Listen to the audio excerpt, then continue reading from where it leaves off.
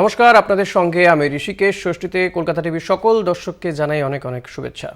তবে এই ষষ্ঠীতেও রাজপথে রয়েছে জুনিয়র ডাক্তাররা। নির্যাতিতা প্রতীকী মূর্তি নিয়ে মণ্ডপ পরিক্রমা, উত্তর ও দক্ষিণের কয়েকটি মণ্ডপে পরিক্রমা, আন্দোলনকারীদের। সিবিআই অফিসেও অভিযান ডাক্তারদের।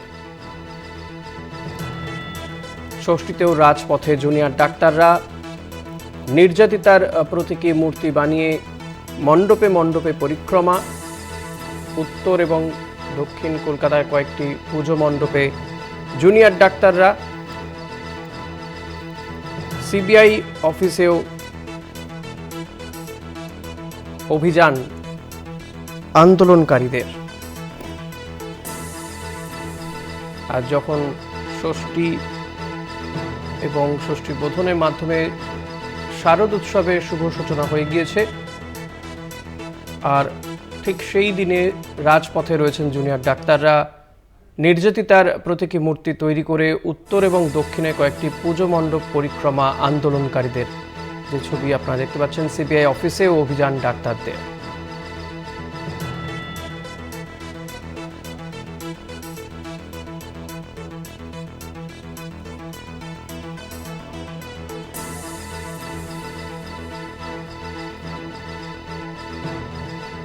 জুনিয়র ডাক্তারদের আন্দোলনের এক অন্য পদ্ধতি। শুভঙ্কর মণ্ডল রয়েছেন। শুভঙ্কর, জুনিয়র ডাক্তাররা তারা এই নির্যাতিতার প্রতীকী মূর্তি তৈরি করে বিভিন্ন পুজো মণ্ডপ অর্থাৎ উত্তর এবং দক্ষিণ কলকাতার পুজো মণ্ডপে পরিক্রমা, সিবিআই অফিস অভিযান, আর কি কি কর্মসূচি তাদের রয়েছে, এবং তারা কি গোটা পুজো এভাবে রাস্তাতেই থাকবেন তারা? দেখো, উৎসব আর প্রতিবাদ তারা দুটোকে আলাদা করছেন। তারা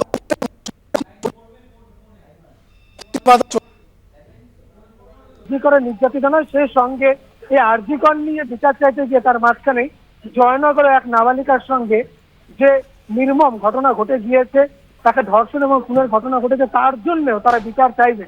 এবং আজ এই ষষ্ঠীর দিনে যখন সারা কলকাতা শুধু নয়, পশ্চিমবঙ্গ রাজ্য বলা যেতে পারে উৎসবে মুখরিত, সেখানে কোনো জায়গায় গিয়ে শহর কলকাতার প্রাণকেন্দ্র ধর্মতলা, সেখানে কিন্তু আলাদা ছবি বিগত বেশ কয়েকদিন ধরে। আমি এই মুহূর্তে যেখানে রয়েছে সেই অনশন মঞ্চে, এবং আমার পেছনে আমি এই মুহূর্তে দেখাবো না, আমি শুধু সময়টা বলে দিই। 91 ঘন্টা অতিক্রান্ত হয়েছে তাদের অনশনে। এবং এই মুহূর্তে ছবিটা আমরা যদি দেখি, যারা অনশনকারী তারা কিন্তু এই অনশন মঞ্চে এভাবেই বসে রয়েছেন, দীর্ঘক্ষণ তারা বসে রয়েছেন, এবং তাদের একটাই দাবি, আরজিকরের নির্যাতিতার জন্য অবিলম্বে বিচার চায়, এবং সেই বিচার চেয়ে তারা এই অনশন চালাচ্ছেন। সেই সঙ্গে সংযুক্ত হয়েছে জয়নগরের ঘটনা, এবং এই নিয়েই স্বাভাবিকভাবেই তারা আন্দোলন যেটি করছেন, সেই আন্দোলনের একটি ধারা হিসাবে আজ তারা বেছে নিয়েছিলেন তারা পুজো পরিক্রমা। তারা কিন্তু পুজোর মণ্ডপে ঘুরতে যাচ্ছেন না, তারা জানাচ্ছেন যে অভয়া পরিক্রমা তার নাম দিয়েছেন তারা। আরজিকরের নির্যাতিতাকে সম্মান জানিয়ে মাফ করবে, এবং সেইখানে দাঁড়িয়ে তারা পরিক্রমার কথা ছিল, যেখানে তারা গিয়ে দর্শনার্থী তথা এলাকার মানুষ সকলের সঙ্গে তারা কথা বলছেন এবং সবাইকে আন্দোলনের জন্য আহ্বান জানাতেন। কিন্তু তারা একটু আগে, আমি এর আগে যখন লাইভে একজন জুনিয়র ডাক্তার সৌরভ রায়কে ধরেছিলাম, তিনি জানিয়েছিলেন, এবং দেবাশিস হালদার সেও জানিয়েছিলেন যে এইখানে তাদের যে গাড়ি আসার কথা ছিল 3টি ম্যাটাডোর, যে ম্যাটাডোর গুলো মূলত দক্ষিণ কলকাতা প্রদক্ষিণ করবে, সেইখানে তাদের সেই ম্যাটাডোর 3টিকে ধর্মতলা থেকে কিছুটা অদূরে ইমলের সামনে সেখানে পুলিশ নাকি আটকে দেয়, এবং সেই পুলিশের বিরুদ্ধে ফের অসহযোগিতার অভিযোগ তারা তোলেন। এবং সেখানে তারা অনেকে পৌঁছে যান, এবং তারা গাড়িগুলোকে উদ্ধার করতে বেরোচ্ছে বলে একটু আগে এই মঞ্চ থেকে তারা ঘোষণা করেছেন। তারা পায়ে হেঁটে সেখান থেকে আসছেন। মনে করা হচ্ছে এখন আর কিছুটা সময় লাগবে, তারপর তারা এখান থেকে দিনের আলো থাকতে থাকতে তারা পরিক্রমায় বেরোবে। এবং তারা যে মনস্থির করেছেন, সেই অবস্থান আন্দোলন তারা যেরকম চালাচ্ছেন, অনশন আন্দোলন চালাচ্ছেন আমরণ, সেই সঙ্গে সেই আন্দোলনের অঙ্গ হিসাবে আজ তারা দক্ষিণ কলকাতা প্রদক্ষিণ করবেন, আগামীকাল তারা উত্তর কলকাতা প্রদক্ষিণ করবেন। একটাই তাদের মুখ্য দাবি, ওই নির্যাতিতার জন্য বিচার চাই। যদিও সকালে আমি যেসব জুনিয়র ডাক্তারদের সঙ্গে কথা বলেছি, তাদেরকে এটাও প্রশ্ন করেছি, সিবিআই যে চার্জশিট দিয়েছে সেখানে কিন্তু তারা যে রিপোর্ট গুলো সাবমিট করেছে, সেখানে কিন্তু দেখা যাচ্ছে পোস্টমর্টম রিপোর্ট থেকে শুরু করে পিএফএসএল বা অন্যান্য জায়গায় যেসব জায়গায় পরীক্ষা নিরীক্ষা হয়েছে নির্যাতিতার একাধিক গার্মেন্টসের আন্ডার গার্মেন্টস থেকে শুরু করে যাবতীয়, সেগুলোতে কিন্তু যেসব ট্রেস পাওয়া গিয়েছে, সেসব এভিডেন্স পাওয়া গিয়েছে, সেটা সঞ্জয় রায়ের দিকে ইঙ্গিত করতে সঞ্জয় রায় ওই ঘটনাতে ঘটিয়েছে সেটা স্পষ্ট করছে। ফলত এরপরেও কি সিবিআই আন্দোলনের মাত্র সিবিআই যে তদন্ত তার প্রতি তারা অনাস্থা প্রকাশ করবেন? তারা কিন্তু জানিয়েছেন না, তারা কোনো প্রাতিষ্ঠানিক অবস্থা বা অনাস্থা তারা আনছেন না। তারা আনাচ্ছে যে তদন্ত তাতে তারা এখনো পর্যন্ত আস্থা রাখছেন এবং তারা জানেন, বলছেন যে এরপরে তারা এই তদন্ত আরো কিছুটা হলেও ত্বরান্বিত হবে বলে তারা অপেক্ষা করছেন। সুপ্রিম কোর্টে এখনো পর্যন্ত মামলা চলছে, মামলা শুনানি রয়েছে আগামী কিছুদিনের মধ্যে। ফলত এই যে একটা দীর্ঘ তাদের যে আন্দোলনের চক্র, যেটি আরজি কর হাসপাতাল থেকে শুরু করে বিভিন্ন জায়গায় ছড়িয়ে পড়ে স্বাস্থ্য ভবন হয়ে ফের আরজি করের অন্দরে পৌঁছে গিয়ে যে কর্মবিরতি সেটি তুলে নেওয়া, আবার কর্মবিরতি অংশগ্রহণ করা, ফের কর্মবিরতি তুলে নিয়ে আরজি কর হাসপাতালের থেকে শুরু করে রাজ্যের অন্যান্য যে 26টি মেডিকেল কলেজ রয়েছে তার থেকে সম্মিলিত প্রতিনিধিরা এখানে এসে এইভাবে অনশন আন্দোলনে নিজেকে ক্লান্ত হয়ে গিয়েছে। এখনো তারা এই অনশন চালিয়ে যাচ্ছেন। মাঝে মধ্যে তাদের ব্লাড প্রেশার, পালস রেট এবং সেখানে সিবিজি অর্থাৎ ক্যাপিলারি ব্লাড গ্লুকোজ সেটিও টেস্ট করা হচ্ছে এবং জুনিয়র ডাক্তার যারা তাদের টেস্ট করছেন, চেক করছেন, তারা জানাচ্ছেন যে এদের অবস্থা বেশ কিছুটা আশঙ্কাজনক। যে কোনো সময় এরা কিন্তু এইখানে সংজ্ঞাহীন হতে পারেন বলেও মনে করা হচ্ছে। শুভঙ্কর, আরেকটা বিষয় একটু জানতে চাইবো, এই যে জুনিয়র ডাক্তারদের যে অনশন মঞ্চ ধর্মতলাতে গত কয়েকদিন থেকেই তো তারা রয়েছেন, 90 ঘন্টার বেশি সময় তারা সেখানে রয়েছেন, অনশন চালিয়ে যাচ্ছেন। গতকাল পর্যন্ত সাধারণ মানুষকেও দেখা যাচ্ছিল, নাগরিক সমাজের বেশ কয়েকজনকে দেখা যাচ্ছিল তাদের এই অনশন মঞ্চে। আজকেও কি সেই একই ছবি, নাকি আজকে সাধারণ মানুষের ভিড়টা অতটা নেই?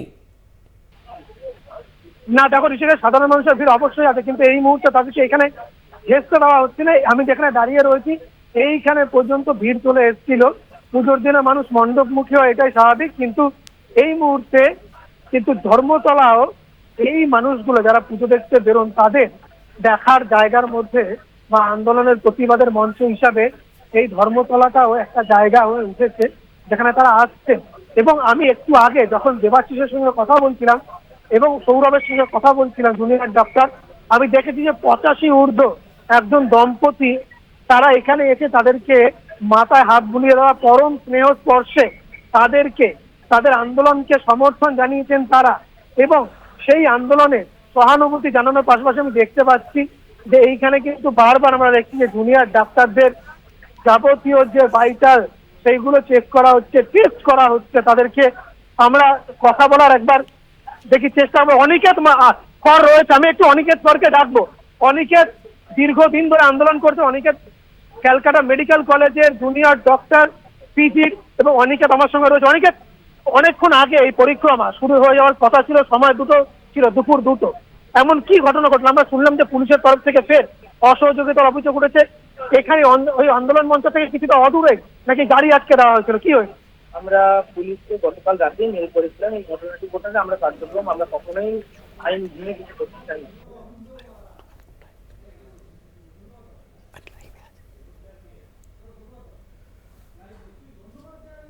ধন্যবাদ শুভঙ্কর। কথা বলছিলাম আমাদের প্রতিনিধি শুভঙ্কর মণ্ডলের সঙ্গে।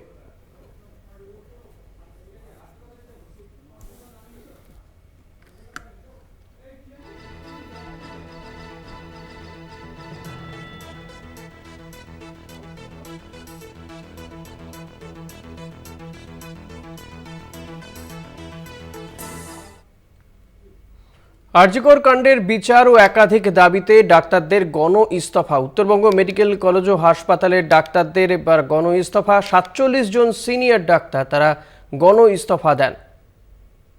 গতকাল আরজিকর হাসপাতালে 50-এর ওপরে সিনিয়র ডাক্তার তারা গণ ইস্তফা দিয়েছিলেন।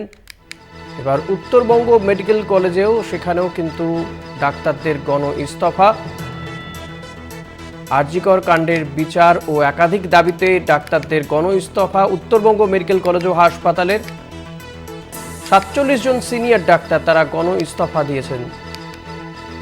যে ছবি আপনারা দেখতে পাচ্ছেন সেখানেও প্রতীকী অনশন চলছে।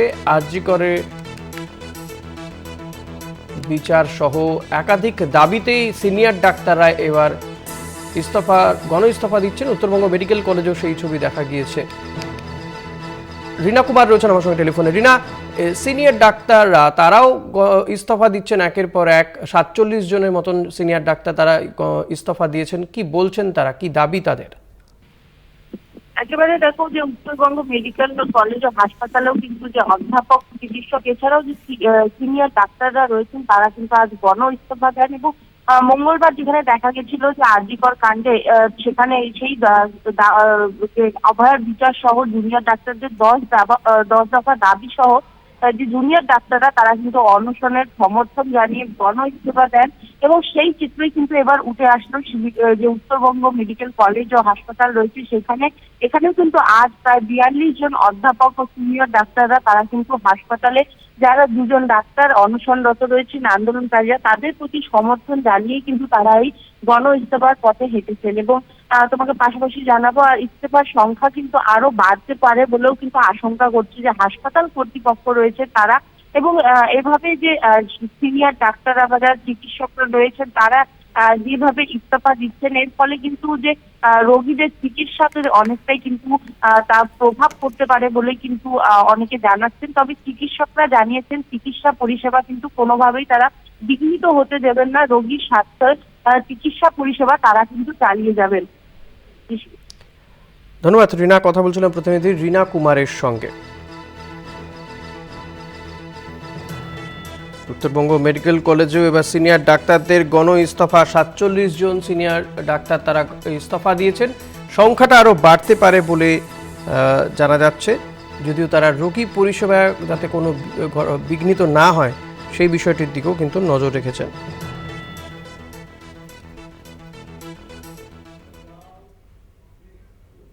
একটা বিরতি নিয়ে ফিরছি, সঙ্গে থাকবেন। সাগর দত্ত হাসপাতালে 30 জন সিনিয়র ডাক্তার চরমপত্র জমা দিলেন। বৃহস্পতিবার সকালের মধ্যে জুনিয়র ডাক্তারদের দাবি না মানলে ইস্তফা দেবেন বলে তারা জানিয়েছেন।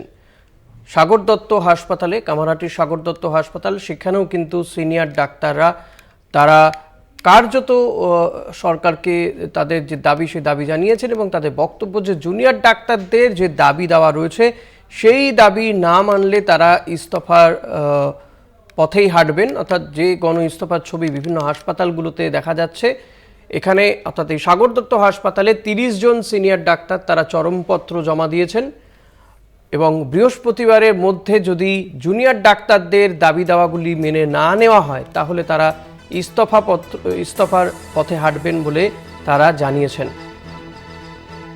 প্রতিনিধি জয়ন্ত মজুমদার রয়েছেন। জয়ন্ত, এই সিনিয়র ডাক্তাররা তারা ঠিক কি বলছেন এবং এই যে চরমপত্রতে ঠিক কি বলা হচ্ছে তাদের পক্ষ থেকে?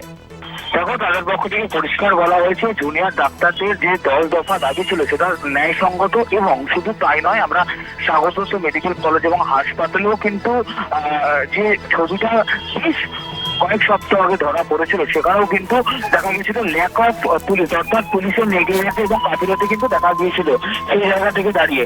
তো সেইখানে দাঁড়িয়ে কিন্তু আজকে কিন্তু যারা সিনিয়র চিকিৎসকরা রয়েছেন তারা কিন্তু প্রিন্সিপালের সঙ্গে দীর্ঘ বৈঠক করেন এবং দীর্ঘ বৈঠকের পর তারা কিন্তু পরিষ্কারভাবে এটা জানিয়ে দেন যে 10 দফা দাবি জুনিয়র চিকিৎসকদের যেগুলো তারা করেছিল সেটা অবশ্যই সরকারকে মেনে নিতে হবে। সরকারের অসহযোগিতা বারবার এখানে কিন্তু দেখা যাচ্ছে, যাতে এই অসহযোগিতা না থাকে, মূলত এটাই কিন্তু তাদের দাবির মূল কথা।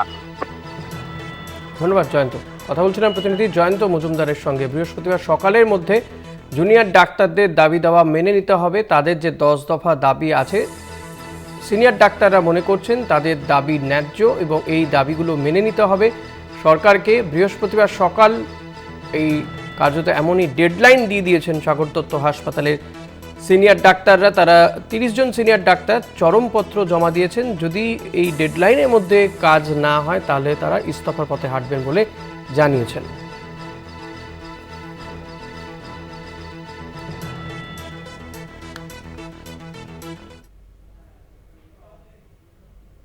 চিকিৎসা পরিষেবা স্বাভাবিক রেখে জলপাইগুড়িতে শুরু হয়েছে চিকিৎসকদের অনশন। সকাল 9টা থেকে রাত 9টা পর্যন্ত প্রতীকী অনশন চলবে। সুপার স্পেশালিটি হাসপাতালের টিকিট কাউন্টারের পাশে হয়েছে অনশন মঞ্চ। সুজিত দে রয়েছেন আমার সঙ্গে। সুজিত, এই ডাক্তাররা অনশনে বসেছেন, সেখানে চিকিৎসা পরিষেবা কোনোভাবে কি ব্যাহত হচ্ছে এবং কি বলছেন তারা? দেখো, আজ সকাল 9টা থেকে কিন্তু ডাক্তাররা এই অনশনে বসেছে। অনশন কিন্তু চলছিল সকাল থেকে। ডাক্তাররা কিন্তু নিজে যেরকম অনশন করছে, তার পাশাপাশি কিন্তু চিকিৎসা চলছে, ইমার্জেন্সি আউটডোর প্রত্যেকটা চিকিৎসা চলছে, তার মধ্যে দিয়ে অনশন চলছে।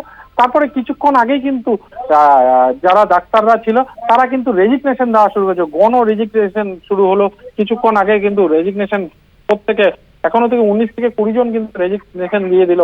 জলপাইগুড়ি যে medical college super speciality hospital, সেখানে কিন্তু রেজিগনেশন কিন্তু দেওয়া শুরু হয়েছে ডাক্তারদের। এই যে ইস্তফা তারা দিচ্ছেন, কারণ কি জানাচ্ছেন? অর্থাৎ এই ক্ষেত্রেও কি আরজি করের বিচার চাই, এছাড়া আর কোনো দাবি কি রয়েছে তাদের? একদম আরজি করের দাবি, তার মধ্যে যে 10 দফা দাবি, কলকাতা আরজি করের যে যারা ছাত্র জুনিয়র ডাক্তাররা যে অনশনে বসে 10 দফা দাবি, সেই 10 দফা দাবিতেই কিন্তু তারা আজকে কিন্তু ইস্তফা দিলেন। তার ক্ষেত্রে দেখা যাচ্ছে যে আমরা ইস্তফা দিয়েছি, 1 মাস আমরা দেখবো, 1 মাস পরে কিন্তু অফিসিয়ালি যেটা কাজ করার সেই কাজগুলো কিন্তু আমরা করব। আমরা কিন্তু তার মধ্যে দিয়ে কিন্তু চিকিৎসাটা, আমরা কিন্তু ইস্তফা দিয়েছি কিন্তু আমরা কিন্তু চিকিৎসা চালিয়ে যাব। ডাক্তারদের কিন্তু এই কথাই বলছে যে আমরা চিকিৎসা চালিয়ে যাবো। তার মধ্যে কিন্তু আমরা আজকে ইস্তফা দিলাম, কিন্তু 1 মাস সময় দিলাম আমরা সরকারকে। তারপরে যদি এটা না দেখা হয়, তারপরে কিন্তু অফিসিয়ালি আমাদের যা করণীয় তাই করব। ধন্যবাদ সুজিত। কথা বলছিলাম প্রতিনিধি সুজিত দের সঙ্গে। এবার জলপাইগুড়িতে সেখানেও কিন্তু সুপার স্পেশালিটি হাসপাতালে সিনিয়র চিকিৎসকরা তারা ইস্তফার পথে হাঁটলেন। প্রতীকী অনশন করছিলেন তারা সকাল 9টা থেকে রাত 9টা পর্যন্ত। তারই মধ্যে তারা একের পর এক সিনিয়র চিকিৎসক তারা ইস্তফা দিতে শুরু করেছেন।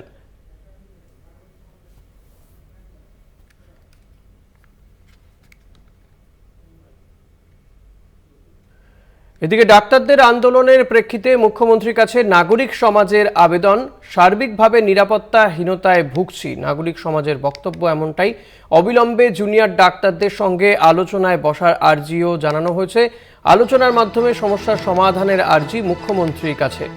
নাগরিক সমাজের পক্ষ থেকে মুখ্যমন্ত্রী মমতা বন্দ্যোপাধ্যায়ের কাছে চিঠি দিয়ে জানানো হয়েছে যে জুনিয়র ডাক্তারদের দাবি দাওয়া নিয়ে তাদের সঙ্গে আলোচনায় বসা হোক। সমস্যা সমাধানের আর্জিও জানানো হয়েছে সেই চিঠিতে। বিশেষ প্রতিনিধি দেবজ্যোতি ঘোষ রয়েছেন আমার সঙ্গে। দেবজ্যোতি, এই চিঠিতে আর কি বলা হয়েছে এবং নাগরিক সমাজ বলতে ঠিক কারা কারা এই চিঠি দিলেন, কাদের পক্ষ থেকে দেওয়া হলো এই চিঠি? দেখো, নাগরিক সমাজের নাম করে একটা চিঠি রাজ্যের মুখ্যমন্ত্রী এবং মুখ্য সচিবের কাছে পাঠানো হয়েছে এবং সেখানে কিন্তু যে চিঠিতে লেখা হয়েছে নিরাপত্তাহীনতায় ভুগছেন তারা, যাতে অতি দ্রুত জুনিয়র চিকিৎসকদের যে আন্দোলন চলছে বা যে অবস্থান চলছে বা অনশন চলছে তা অতি দ্রুত যাতে সমাধান হয়, সেই জন্য রাজ্যের মুখ্যমন্ত্রী মমতা বন্দ্যোপাধ্যায়ের হস্তক্ষেপ দাবি করেছেন। এবং সেই চিঠিতে কৌশিক সেন থেকে শুরু করে বুলান গঙ্গোপাধ্যায়, এছাড়াও বেশ কয়েকজন প্রথম সারির পরিচিত মুখ রয়েছেন যারা বিভিন্ন মাধ্যমে অত্যন্ত গুরুত্বপূর্ণ ব্যক্তিত্ব, সেখানে ঋদ্ধি সেনও রয়েছেন। এছাড়াও বেশ কয়েকজন সংস্কৃতি জগতের লোকের পাশাপাশি অরাজনৈতিক বেশ কিছু ব্যক্তিত্ব রয়েছেন। কিন্তু তারা যেটা আবেদন করছেন যে অনশন চলছে, সেখানে জুনিয়র চিকিৎসকদের পক্ষে তারা দাঁড়িয়েছেন এবং সেখানে রাজ্যের মুখ্যমন্ত্রীর হস্তক্ষেপের কথা বলেছেন। সেখানে তৃণমূল কংগ্রেসের কিন্তু একটা মতামত রয়েছে। তৃণমূল কংগ্রেসের পক্ষ থেকে পরিষ্কার করে জানানো হয়েছে রাজ্য সরকারের পক্ষ থেকে যথেষ্ট পদক্ষেপ নেওয়া হয়েছে। রাজ্যের মুখ্যমন্ত্রী একেবারে ছাত্রছাত্রীদের পাশে দাঁড়িয়েছিলেন, অত্যন্ত মানবিকভাবে সমস্যা সমাধানের চেষ্টা করেছিলেন।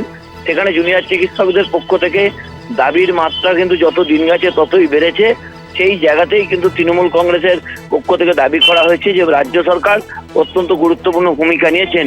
কিন্তু যারা আজকে নাগরিক সমাজের নাম করে রাজ্যের মুখ্যমন্ত্রী এবং মুখ্য সচিবকে চিঠি দিলেন, তাদের কিন্তু একটা আভ্যন্তরীণ রাজনৈতিক পরিচয় রয়েছে। তাদের বেশ কিছু জায়গায় বামপন্থী নেতৃত্বের সঙ্গে তাদের কিন্তু ওঠা বসা রয়েছে।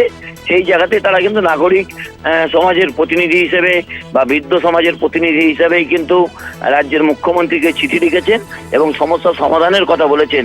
কিন্তু চিঠিতে বেশ কয়েকটি শব্দ রয়েছে, তা নিয়ে কিন্তু প্রশ্ন উঠতেই পারে। তারা লিখেছেন যে নিরাপত্তাহীনতায় ভুগছি। সেখানে কিসের নিরাপত্তাহীনতায় ভুগছেন?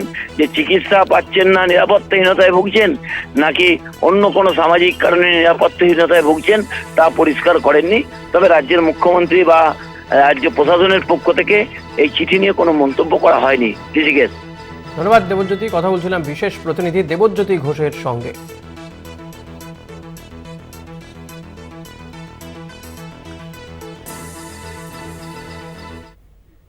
এদিকে আরজি করে ধর্ষণ ও খুনে ঘটনায় সঞ্জয়ই মূল অভিযুক্ত, স্পষ্ট সিবিআই চার্জশিটে। পারিপার্শ্বিক প্রমাণ, জেরার বয়ান, তথ্য, ফরেনসিক রিপোর্ট প্রমাণ করছে ঘটনা ঘটিয়েছে সঞ্জয়। সিবিআই চার্জশিটে উল্লেখ করেছে আরজি করে জরুরি বিভাগ বিল্ডিংয়ের 3য় তলায় ভোর রাতে সঞ্জয় ছিল। সিসিটিভি ফুটেজে তা স্পষ্ট।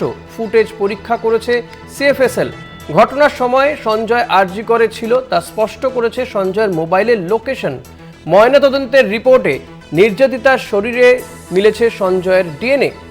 সঞ্জয়ের প্যান্ট ও জুতোয় মিলেছে নির্যাতিতার রক্তের দাগ।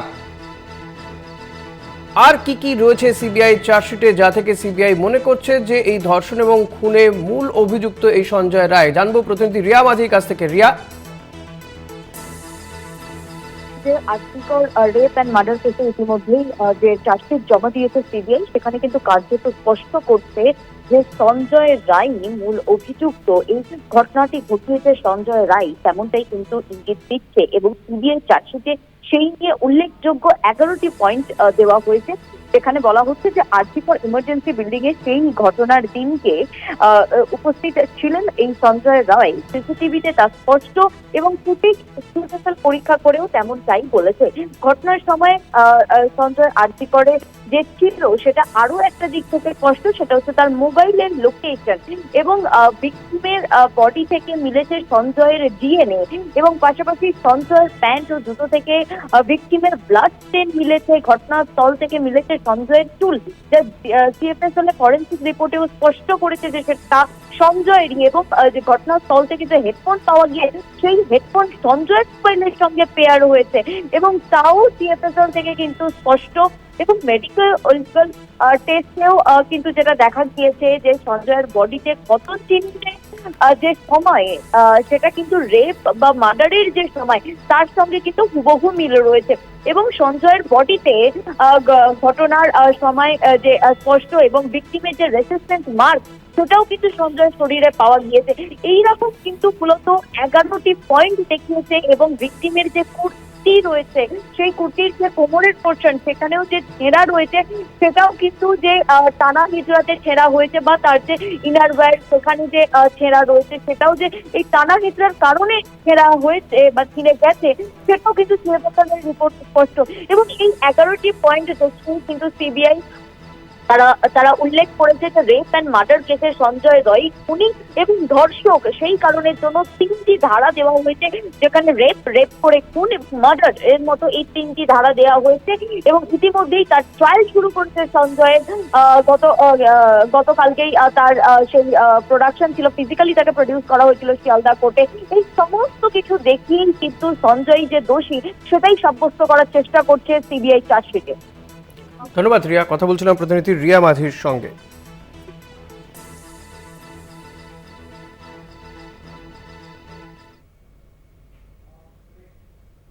আবার একটা বিরতি নিয়ে ফিরবো, সঙ্গে থাকবেন।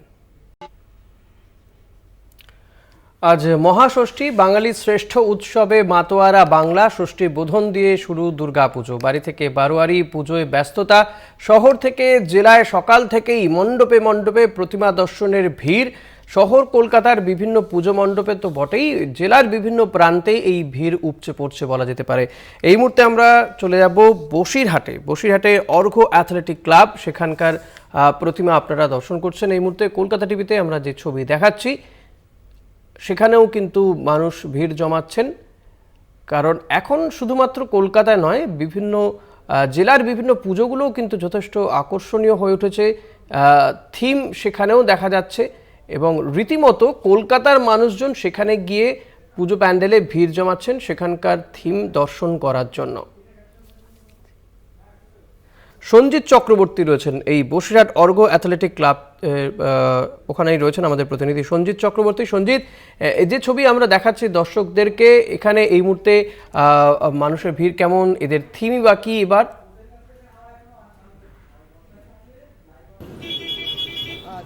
তোমার আজকে বোধনের পরে ষষ্ঠী শুরু হয়েছে। ষষ্ঠীর পর থেকে কিন্তু আমি যেখানে দাঁড়িয়েছি অর্ঘ অ্যাথলেটিক ক্লাব বসিরহাটের যে কটা পুজো আছে তার মধ্যে নজর কাড়া কিন্তু একটা পুজোর 51তম বর্ষ। তাদের এবার বছরের থিম হচ্ছে রঙিন আলো, যেখানে শিল্পীর ছোঁয়ায় একাধিক শিল্পীর ছোঁয়ায় তার হাতের কাছে দক্ষ নৈপুণ্যতার মধ্যে দিয়ে কিন্তু তার কাজ করেছে। আমি সরাসরি একবার পূজা মণ্ডপের ছবি এবং সেই ছবি কিন্তু তুলে ধরা হয়েছে বিভিন্নভাবে এবং সেই দেখতে কিন্তু মানুষ বিশেষ করে দর্শনার্থীরা ঢল নামাচ্ছে অর্ঘ অ্যাথলেটিকের সামনে।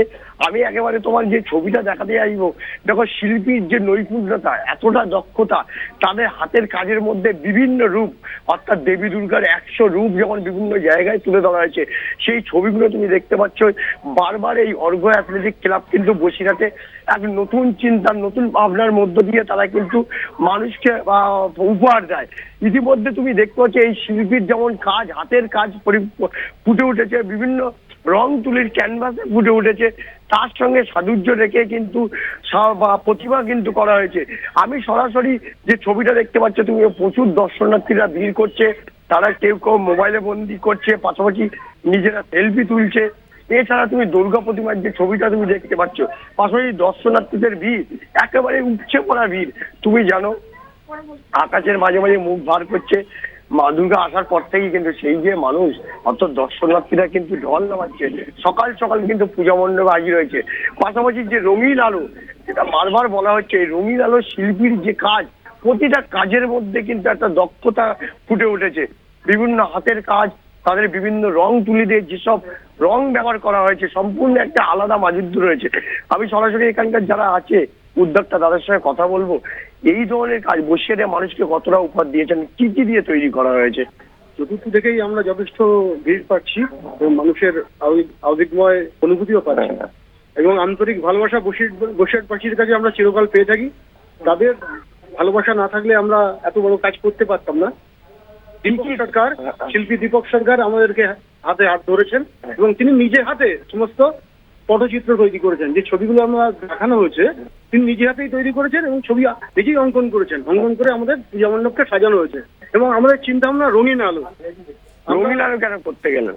রঙিন আলো এই অর্থে করতে গেলাম, ভগবান মানে দেবী দুর্গা প্রত্যেকটা মানব সমাজকে আশীর্বাদ করবে, যেন আমরা এই আলোয় উদ্ভাসিত হয়ে প্রত্যেককে মানব জাতির কল্যাণ হোক।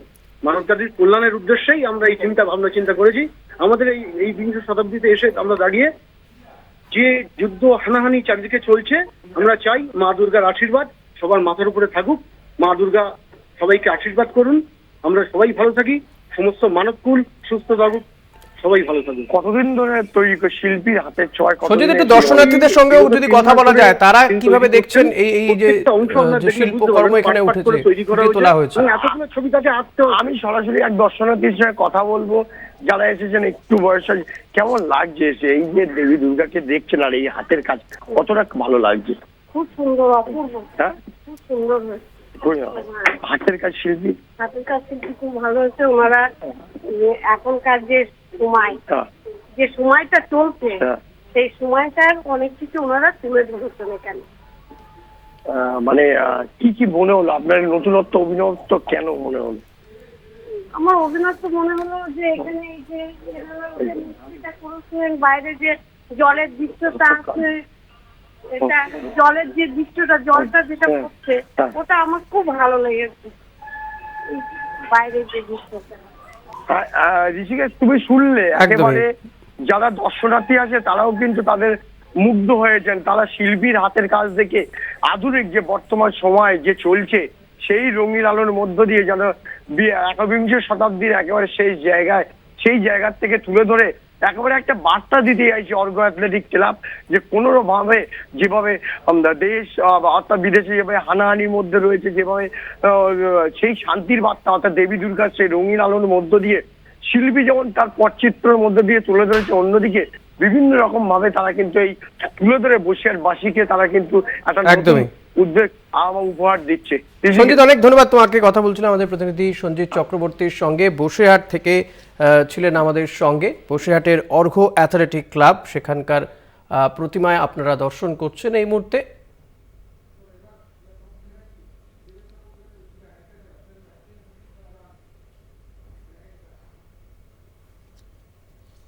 উত্তর 24 পরগনা থেকে আমরা এবার চলে যাব হুগলিতে। হুগলির জিরাট সর্বজনীন দুর্গোৎসব, সেখানে কি করেছে তারা এবছর, কি থিম, মানুষের সাড়া কেমন পাচ্ছেন, এই সমস্ত কিছুই জানবো। দেবেশ চক্রবর্তী রয়েছেন আমাদের সঙ্গে সেখান থেকে সরাসরি। হুগলির জিরাট সর্বজনীন দুর্গোৎসব বাঙালির শ্রেষ্ঠ উৎসব, এই শারদ উৎসব। আর এই শ্রেষ্ঠ উৎসবে কিন্তু বিভিন্ন দিকেই দেখা যাচ্ছে, শুধুমাত্র কলকাতা নয়, জেলায় জেলায় এই শারদ উৎসবকে কেন্দ্র করে যে একটা থিমের লড়াই, সেটাও কিন্তু দেখা যাচ্ছে। দেবেশ, এই যে তুমি যেখানে রয়েছো জিরাট সর্বজনীন দুর্গোৎসবে, সেখানকার পুজো মণ্ডপ এবার কিভাবে সাজিয়ে তোলা হয়েছে? দেখো ঋষিকেশ, তুমি ঠিকই বলেছো যে কলকাতার পুজোর থেকে জেলার পুজো কিন্তু পিছিয়ে নেই। আমি যেখানে দাঁড়িয়ে আছি, জিরাট সার্বজনীন দুর্গোৎসব কমিটি এবারে তাদের 75 বছর বর্ষে অযোধ্যার রাম মন্দির তুলে ধরেছে। দীর্ঘ 3 মাস ধরে এই প্যান্ডেলের কাজ করেছে তারা, এবং প্যান্ডেলের চারিদিকে তুমি হয়তো দেখতে পাচ্ছ যে রাম, সীতা, নারায়ণ, হনুমানের বিভিন্ন রকম মূর্তি। এবং এই প্যান্ডেল কিন্তু কলকাতার কলেজ স্কোয়ারে হয়েছিল আগের বছর। এবছরে তাদের যেহেতু 75 বছর, একটু অন্যরকম করার জন্য তারা এই অযোধ্যার রাম মন্দির তুলে ধরেছে। কারণ উদ্যোক্তাদের সঙ্গে আমরা কথা বলে জানতে পেরেছি যে অযোধ্যায় অনেক মানুষ যেতে পারে না, এবং সেই অযোধ্যার রাম মন্দির যদি তারা তুলে ধরতে পারে, তাহলে অনেক মানুষ হয়তো ওই রাম মন্দির দেখতে পারবে। আমরা কয়েকজন যে কমিটি আছে তার সঙ্গে কথা বলবো। আমরা রয়েছে একজন আমাদের সঙ্গে কমিটির একজন। আপনারা এটা কিভাবে করছেন, এটা কেন রাম মন্দির? প্রথমেই কলকাতা টিভির সমস্ত দর্শনার্থীদের আমি অভিনন্দন এবং শারদীয় শুভেচ্ছা জানাবো। আমাদের 75 বছর সার্বজনীন দুর্গোৎসব কমিটির এই বছর, তাই আমরা যখন রাম মন্দির উদ্বোধন হয় 22শে জানুয়ারি, তখন আমরা দেখেছি অনেক বয়স্ক লোক যারা যেতে পারে না, কিংবা আগের বার যে রাম মন্দির যেখানে হয়েছিল সন্তোষ মিত্র স্কোয়ারে, অনেকেই বয়স্ক লোকরা যেতে পারেনি অত্যাধিক ভিড়ের জন্য। তাই তখনই আমরা ডিসিশন নিয়েছি, আমরা 75 বছর উপলক্ষে এবং কিছু বয়স্ক লোক যারা রাম মন্দিরে পৌঁছাতে পারবে না, কিংবা বিভিন্ন কারণে তারা রাম মন্দিরকে উপভোগ করতে চাইছে, একটা ডিমান্ড আছে, তাই আমরা আমাদের ক্লাবের তরফ থেকে 75 বছরের থিম রাম মন্দির প্যান্ডেল আলোকিত করেছি। শুনতে পেরে ঋষিকেশ, যে যিনি এখানকার একজন সেক্রেটারি, আমি তাকে বলি, তার সঙ্গে কথা বললাম যে মানুষের দেখতে অযোধ্যা রাম মন্দির দেখতে যাওয়া অসুবিধা, তার জন্যই রাম মন্দিরের থিম তারা করে হয়েছে। ঋষিকেশ, একদমই অনেক ধন্যবাদ দেবেশ। কথা বলছেন আমাদের প্রতিনিধি দেবেশ চক্রবর্তীর সঙ্গে। দেবেশ ছিলেন জিরাট সর্বজনীন দুর্গোৎসব পুজো মণ্ডপে, সেখানে এবছর রাম মন্দির তুলে ধরা হয়েছে। অযোধ্যার রাম মন্দিরের আদলে সেখানকার পুজো মণ্ডপ তৈরি করা হয়েছে, যে ছবি আপনারা দেখতে পাচ্ছেন এই মুহূর্তে।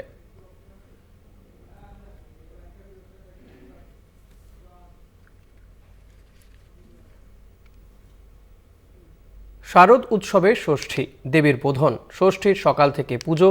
সুস্থ থাকুক, নিরাপদে থাকুক সন্তান সন্ততিরা, দেবীর কাছে প্রার্থনা সকলের। সকাল থেকে মণ্ডপে মণ্ডপে চলছে ষষ্ঠী পুজো। পরিবার এবং সন্তানের মঙ্গল কামনায় মহিলাদের উপস্থিতি বিভিন্ন মণ্ডপে যেরকম রয়েছে, তার পাশাপাশি তারা চাইছেন যে উৎসবের যে আতিশয্য রয়েছে, উৎসবের যে রং রয়েছে, সেই উৎসবের রঙের পাশাপাশি যে বিচারের দাবি এই মুহূর্তে সব জায়গাতেই রয়েছে, সেই বিচার যেন থাকে এবং ন্যায় বিচার হয়, এবং সেটাই মায়ের কাছে প্রার্থনা জানাচ্ছেন। আপনারা সকাল থেকেই ষষ্ঠী পুজোতে এসেছেন, প্রত্যেক বাড়ি আসেন এই ষষ্ঠী পুজো। এবারের আবহটা একটু যেন কোথাও ভারাক্রান্ত, কি চাইছেন মায়ের কাছে? মায়ের কাছে তো অবশ্যই চাইছি যাতে আমার ছোট ছোট যে দুটো বাচ্চা আছে তারা যেন ভালো থাকে, সব সময় সুরক্ষিত থাকে। আজকে একটা কথাই বলতে চাই, জানি না যার মায়ের গেছে সে তো জানে একমাত্র। আজকে আমারও দুটো বাচ্চা আছে, সেটাই আমি ভাবি যে আজকে কতটা সুরক্ষিত আমরা সমাজে, এটাই হলো কথা। আজকে মায়ের কাছে একটাই চাই, যেন প্রতিটা বাচ্চা, বড়, প্রত্যেকটা মেয়ে যেন ভালো থাকে এই সমাজে, এটাই চেয়ে মায়ের কাছে আজকে প্রার্থনা করি, এটাই বলে শেষ করতে। তাই যে বিচারের দাবি সবারই রয়েছে, ন্যায় বিচার যাতে হয় আরজিকর কাণ্ডের, সেটা মনের কোণাতে রয়েছেই। কিন্তু উৎসবের চেনা ছন্দে ফিরতে হয় সময়ের সঙ্গে, বা সময়ের তালে, হয়তো একেবারে পরিবারের ছোট ছোট ছেলে মেয়েদের কথা ভেবেও, কিন্তু মনের কোণে সেই ইচ্ছে মায়ের কাছে থেকেই যাচ্ছে যে প্রত্যেকে যাতে সুরক্ষিত থাকে, যাতে একটা সুন্দর সুস্থ পরিবেশ তৈরি হয়। আর ষষ্ঠীর সকাল জুড়ে মহিলাদের মুখে এই প্রার্থনাই মায়ের কাছে। ক্যামেরায় আনন্দ চক্রবর্তীর সঙ্গে সত্যসুন্দর ভট্টাচার্য, কলকাতা টিভি। কম্বোডিয়ার বুদ্ধ মন্দিরের আদলে পানিহাটির ইউথ রিক্রিয়েশনের পুজো 29তম বর্ষে পড়ল এই বছরের পুজো। বাঁশ, বেত, থার্মোকলের কারুকার্যে সেজেছে মণ্ডপ। কম্বোডিয়ার বুদ্ধ মন্দিরের আদলে তৈরি করা হয়েছে পুজো মণ্ডপ। পানিহাটির ইউথ রিক্রিয়েশনের পুজোয় অভিনব থিম। 29তম বর্ষে পড়ল এই বছরের পুজো।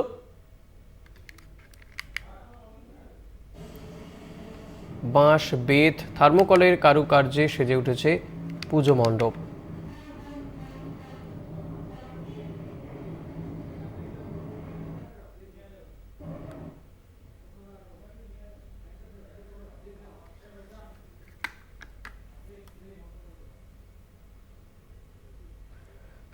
শহরতলি জেলার বিভিন্ন প্রান্তের পুজোর ছবি আপনাদের সামনে তুলে ধরবো। একটা ছোট্ট বিরতির পর সঙ্গে থাকবেন। বিরতিতে যাওয়ার আগে আপনাদের বলে গিয়েছিলাম যে শহরতলি জেলার বিভিন্ন প্রান্তের পুজোর ছবি আপনাদের সামনে আমরা তুলে ধরবো। আজ মহাষষ্ঠী, বাঙালির শ্রেষ্ঠ উৎসবে মাতোয়ারা বাংলা জেলার বিভিন্ন পুজো মণ্ডপে কিন্তু ভিড় হচ্ছে। শুধুমাত্র শহর কলকাতার পুজো মণ্ডপে ভিড় হচ্ছে এমনটা নয়। কাকদ্বীপে যাব, সেখানে কাকদ্বীপে অমৃতায়ন পুজো মণ্ডপে সেখানে রয়েছেন আমাদের প্রতিনিধি কোয়েল মণ্ডল। সেখানকার ছবি দেখব, কোয়েল দেখাবে আমাদের সেখানে ঠিক কী করা হয়েছে, কি থিম এবার, কারণ জেলার পুজোগুলোতেও কিন্তু থিমের লড়াই চলছে। কোয়েল। একদমই ঋষিকাজদা, দেখো প্রথমত বিগত কয়েক বছর ধরেই সাবেকিয়ানাকে পেছনে ফেলে একেবারেই কিন্তু থিমের পুজোয় মেতে উঠেছে শহরতলি থেকে গ্রামগঞ্জ জেলার পুজোগুলিও, বাদ পড়েনি বর্তমান বছরেও। আর আজ ষষ্ঠীর দিনে জেলার পুজো নিয়ে একেবারেই চলে এসেছি কাকদ্বীপের অমৃতায়ন সংঘে।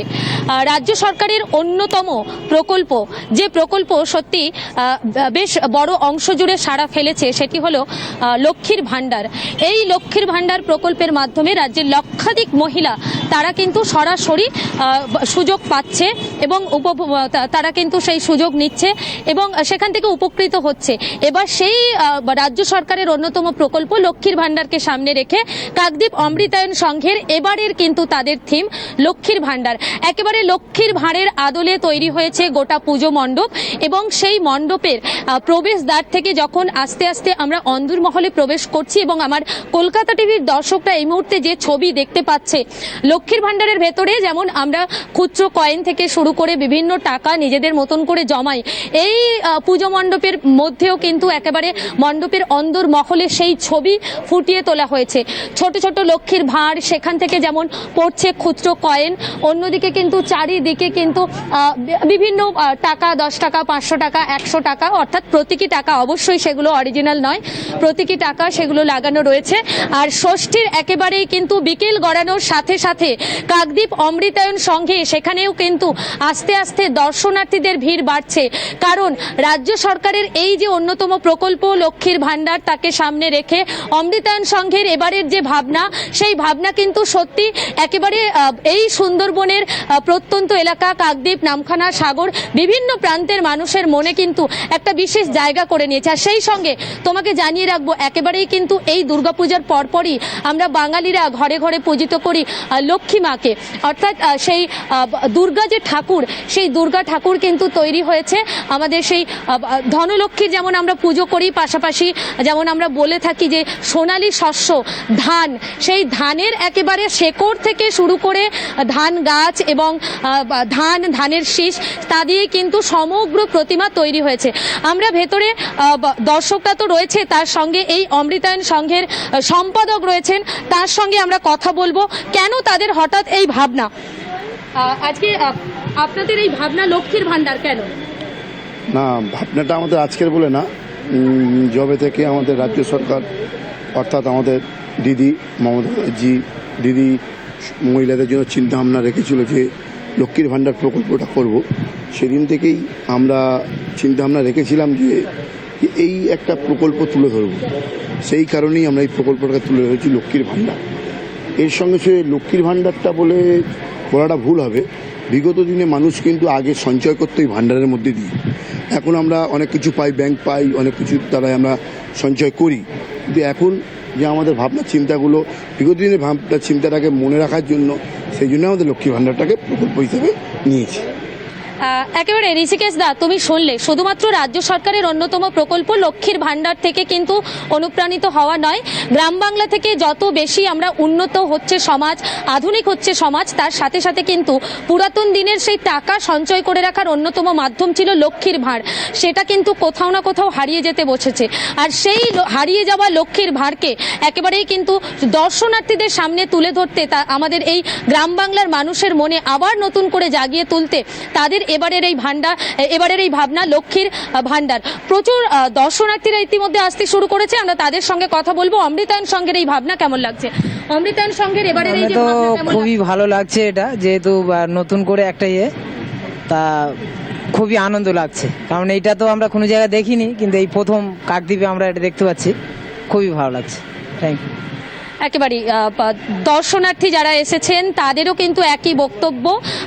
সুন্দরবনের বিভিন্ন জায়গায় বিভিন্ন থিমের মোড়কে কিন্তু পুজো মণ্ডপ এবং প্রতিমা তৈরি হয়েছে, তবে অমৃতায়ন সংঘের এই যে ভাবনা একেবারেই কিন্তু অনবদ্য এবং প্রথম এই সুন্দরবনের প্রত্যন্ত এলাকায়, এবং ইতিমধ্যেই কিন্তু দর্শক মনে অমৃতায়ন সংঘের এই ভাবনা, তাদের যে পুজো মণ্ডপের পরিসজ্জা থেকে শুরু করে প্রতিমা সজ্জা সবকিছুই কিন্তু আলাদা একটা জায়গা করে নিয়েছে, এবং পুজো উদ্যোক্তা থেকে শুরু করে কাকদ্বীপের মানুষজন তারাও কিন্তু আস্তে আস্তে আশাবাদী হচ্ছে আজ ষষ্ঠীর দিন, আগামী দিনগুলিতেও এই পুজো মণ্ডপে পরিসজ্জা থেকে প্রতিমা দেখতে অগণিত দর্শনার্থীদের ভিড় হবে। আজ ষষ্ঠী, এবং সেই ষষ্ঠীতেও কিন্তু এই মুহূর্তে ঋষিকেশ দা তুমি দেখতেই পাচ্ছ, আমার দর্শক বন্ধুরাও দেখতে পাচ্ছে অমৃতায়ন সংঘের এই যে ভাবনা লক্ষ্মীর ভান্ডার, সেই লক্ষ্মীর ভান্ডারের মধ্যে টাকা পয়সা সবকিছুই আমরা দেখতে পাচ্ছি। পুরাতন দিনের অর্থ সঞ্চয়ের যে মাধ্যম সেটা আমাদেরকে মনে করিয়ে দিচ্ছে, এবং তার সাথে সাথে দর্শকদের কিন্তু সন্ধে করার সাথে সাথে আগমনও বাড়তে চলেছে। ঋষিকেশ দা, ধন্যবাদ। কোয়েল কথা বলছিলেন আমাদের প্রতিনিধি কোয়েল মণ্ডলের সঙ্গে। কোয়েল ছিলেন কাকদ্বীপ অমৃতায়ন সঙ্গে, এবং সেখানকার এবারে ভাবনা লক্ষ্মীর ভান্ডার, অপূর্ব সেই পুজো মণ্ডপ তৈরি করা হয়েছে সেখানে, যা দেখতে মানুষ ভিড়ও জমাচ্ছেন।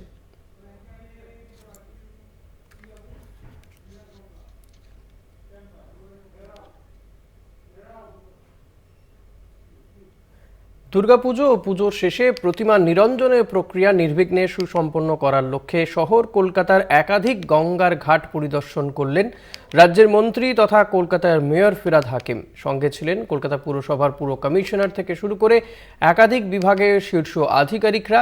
প্রয়োজনীয় নির্দেশ দিলেন মেয়র। আজই ষষ্ঠীর মাধ্যমে, দেবীর বোধনের মাধ্যমে দুর্গাপুজো শুরু হয়ে গেল, কিন্তু নিরঞ্জন কি করে সম্পন্ন হবে, সুসম্পন্ন হবে শহর কলকাতার বিভিন্ন পুজো ঘাট, বিভিন্ন গঙ্গার ঘাটগুলো কিন্তু পরিদর্শনে গেলেন ফিরহাদ হাকিম। রাজ্যের পুর নগর উন্নয়ন মন্ত্রী এবং কলকাতা পুরসভার মেয়র নিরঞ্জনের প্রক্রিয়া যাতে নির্বিঘ্নে সুসম্পন্ন করা যায় সে কারণে কিন্তু কলকাতার একাধিক গঙ্গার ঘাট পরিদর্শন করলেন রাজ্যের মন্ত্রী তথা কলকাতার মেয়র ফিরহাদ হাকিম। সঙ্গে ছিলেন কলকাতা পুরসভার পুর কমিশনার থেকে শুরু করে একাধিক বিভাগের শীর্ষ আধিকারিকরা। প্রয়োজনীয় নির্দেশও দেন মেয়র ফিরহাদ হাকিম।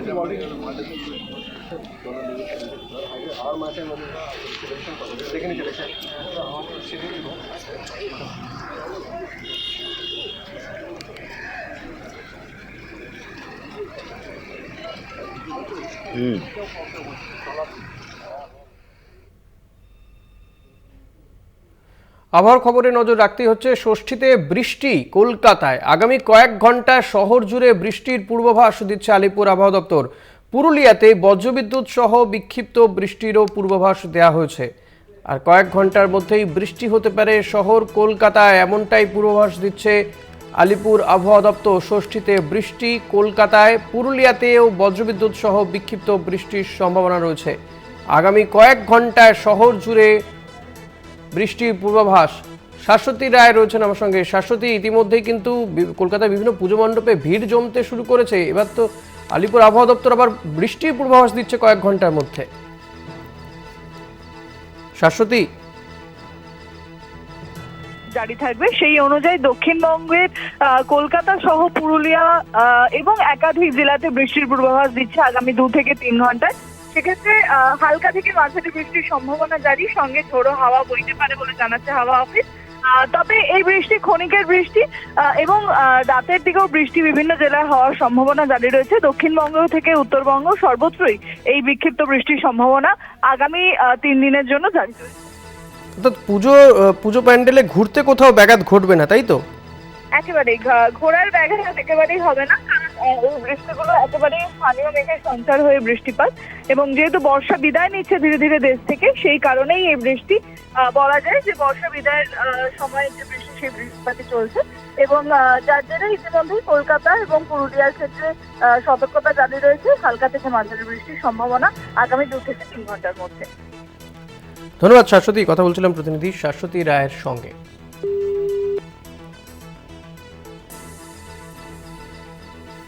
এখন এই পর্যন্তই। দেখতে থাকুন কলকাতা টিভি, রাত দিন 7 দিন।